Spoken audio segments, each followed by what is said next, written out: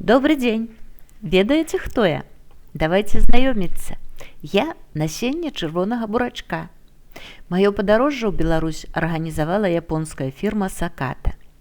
У фермерскай гаспадарцы «Фартуна» ўжо ўсё было падрыхтавана да нашага прыезду. Узарана і выраўнена глеба, сабраны камяні, унесены ўгнаенні і гэтак далей. Пра гэта мы ўжо расказвалі ў папярэднім відэа пра лёгкі хлеб. Там усё аднолькава. І вось нас высыпалі з торбачкаў і размеркавалі на сваіх стартавых пляцоўках у сеялцы. Пабеглі па полі 320 коней і пацягнулі за сабой незвычайную сеялку, якая выроўнівае і размякчае глебу, затым раскладвае мяне і яшчэ вакуль насенне і маіх сяброў будучых бурачкоў праз 46 мм адзін ад аднаго і на аднолькавую глыбіню 3 сантыметры.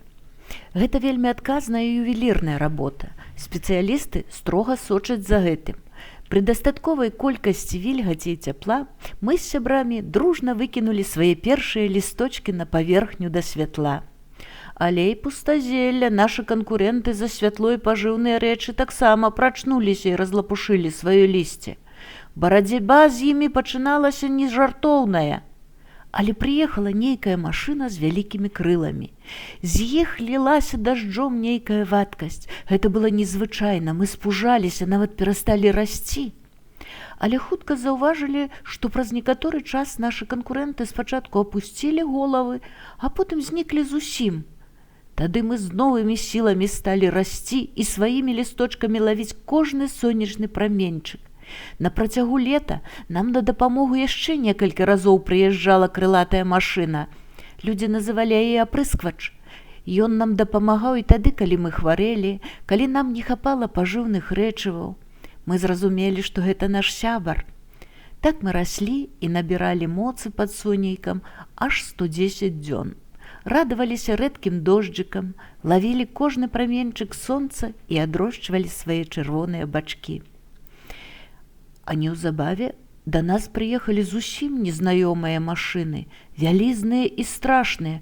Ой, моя шавялюра! Нас усіх проста падстрыглі пад адзін грабеньчык.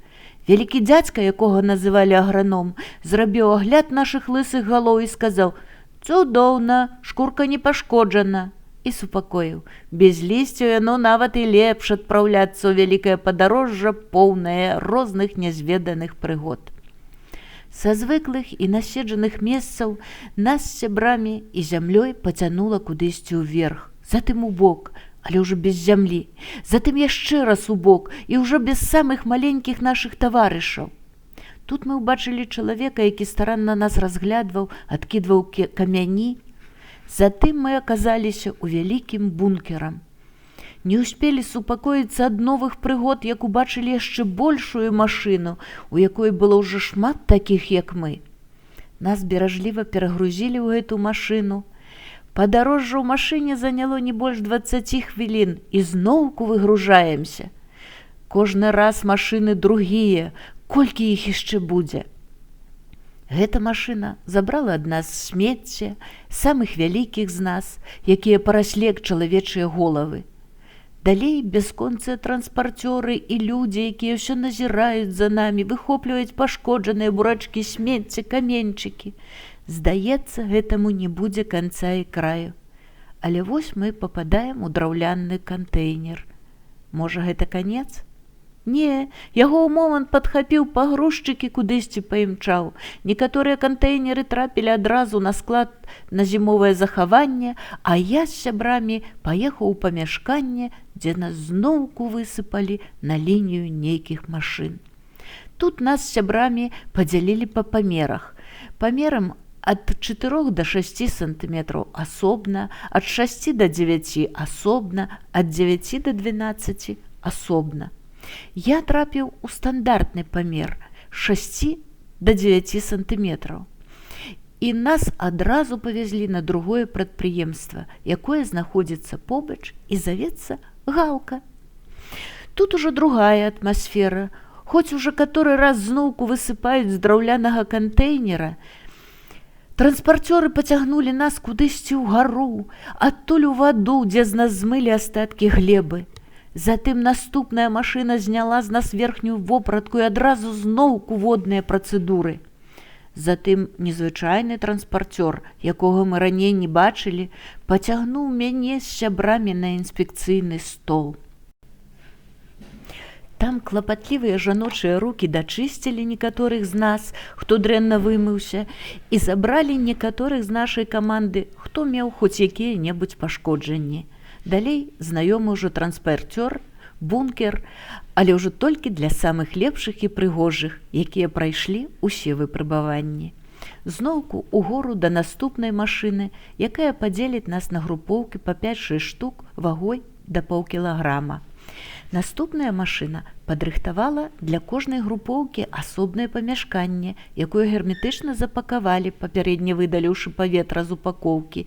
Як аказалася, так завецца наш домік. Зноўку людскія ручкі беражна раскладваюць нашы домікі упакоўкі на паліцы, якія знаходзяцца на вазку. Вазок накіроўваецца ў цёмны тунэль. Калі ён закрыўся, нам усім стала вельмі страшна. Але мы зразумелі, што гэта проста лазня. Мы супакоіліся і атрымалі сапраўднае задавальненне. Пасля лазні трэба абавязкова астудзіцца. На гэта нам адвялі пэўны час. Пакінуўшы свае паліцы, нашы хаткі сабралі па 12 штук у картонныя каробкі, якія ў сваю чаргу саставілі на паддоны. Склалася ўражанне, што нас забіраюць па ваеннаму ўзору, узвод, рота, батальён і гэтак далей. Спадзяёмся, што нас не павязуць у армію, як навабранцаў. Нашы перасцярогі былі марнымі. Мы зноўку ў светлым памяшканні, сярод людзей. Толькі упакоўка па 0,5 кілаграма засталася некранутая. Увесь наш баявы парадак кудысьці знік. Толькі пакупнікі ходзяць і пазіраюць на нас. Некаторыя з задавальненнем кладуць маіх сябрукоў да сябе ў вазок. А я быў сведкам, як адна жанчына бурчала сабе пад нос. Чаму так дорага? Гэта ж проста бурак! Эх, каб яна змагла мяне пачуць, я ёй расказаў бы, які шлях мне прыйшлося прайсці, колькі людзей і тэхнікі было задзейнічана для таго, каб яна без асаблівых клапот мела смачны боршч або вінагрэт.